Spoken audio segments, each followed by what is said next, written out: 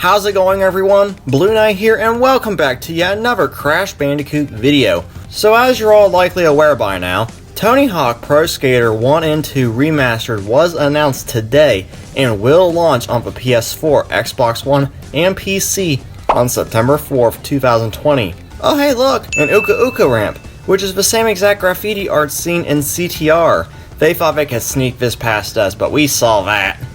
Now if this sounds the least bit familiar, then you've most likely been keeping up with any of the recent Crash Bandicoot rumors. Well, then you've likely seen this rumor and or leak from March by the Gaming Revolution, who not only got Call of Duty right on that list, and now Tony Hawk. So next up would likely be Crash, right?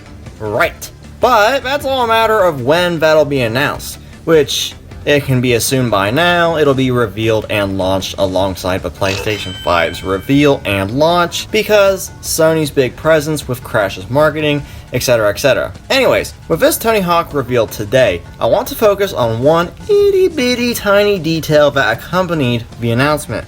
The development studio, Vicarious Visions, who developed the Crash N-Sane trilogy, which released 3 years ago come next month. So, is this what they've been working on for the entirety of the past 3 years? And will this affect the next Crash? Well, not exactly. You see, Vicarious Visions is a rather good-sized studio, so they're more than capable of juggling more than a few projects at once. For example, they assisted both Toys for Bob with Spyro Reignited and Beanox with Crash Team Racing within that 3-year span, and perhaps the yearly Call of Duty as well. That said, I don't think that the next Crash game will be affected by Vicarious being the head developers of the Tony Hawk remasters, with some assistance from Beanox, as the next Crash game could easily be a joint effort between Vicarious Visions, Toys for Bob, and Beanox, utilizing the Unreal Engine. Speaking of which, Beanox recently put up a job listing on their Instagram page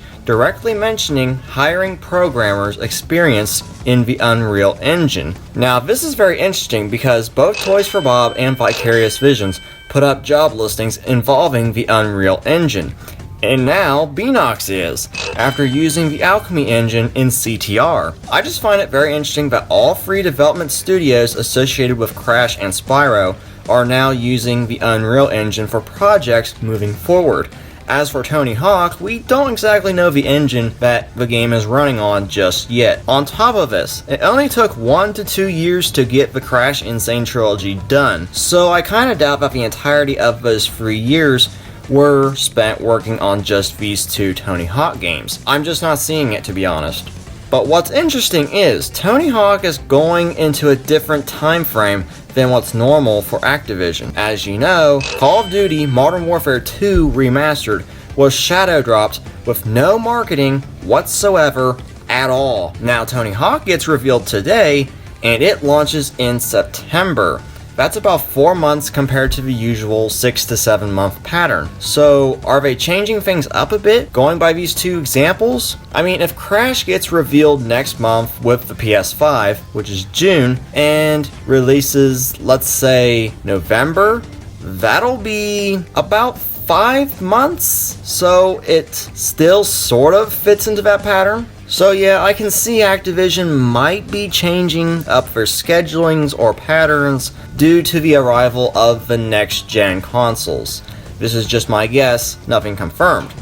But there was a claim earlier today on Sony Interactive Entertainment's website for a job listing that the PS5 would be launching in October. But then PlayStation comes along and, well, ruins it, and said that it was an error on their part. But anyone can clearly see that Sony could be trying to repair what damage was done and try to, stay hush-hush on the whole release date until they're ready to announce something. But speaking of PlayStation, there will be a brand new State of Play. This is going to be the first ever State of Play since December. So in other words, it's going to be the first State of Play of this year. It'll begin this Thursday, May 14th, but don't expect Crash, don't expect Ratchet & Clank, or anything like that to be in this State of Play, because it's a special State of Play that's only going to focus on Sucker Punch's Ghost of Tsushima. Nothing else. Nothing more. I just want to make that clear. If you're hoping to see some PlayStation exclusive stuff,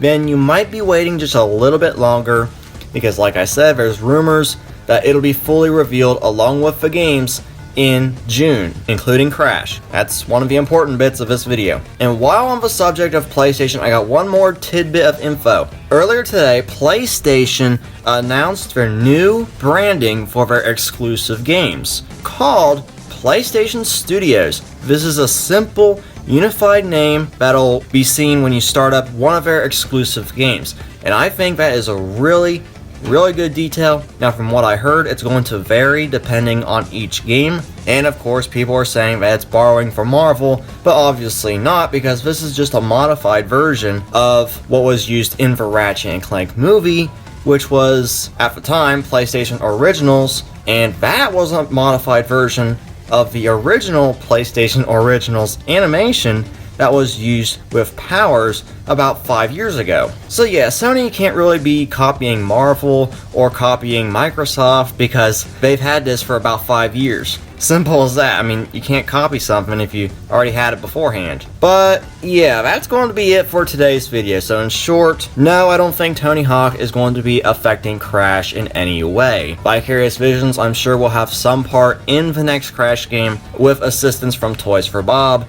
and Beanox, just as it has been before with N-Sane, Reignited, and Crash Team Racing. And it'll be possibly revealed with the PlayStation 5 and launched with the PS5 and Xbox Series X, but marketed mainly for the PS5. So be sure to stay tuned to the channel for any more Crash Bandicoot updates or Ratchet & Clank, which did appear in this PlayStation Studios animation, which they used all for one. Don't know why, especially since we have the graphically superior A Crack in Time and the PS4 reimagining, which, since all the other games here are PS4 games, I don't understand why they didn't use the PS4 Ratchet & Clank game. I'm just utterly confused by the choices made for the Ratchet & Clank portion of this animation. Anyways, so yeah, any new developments concerning Crash or Ratchet & Clank, be sure to stay tuned to the channel for, because I will cover that as soon as it happens. So yeah, that's all I really got for this video.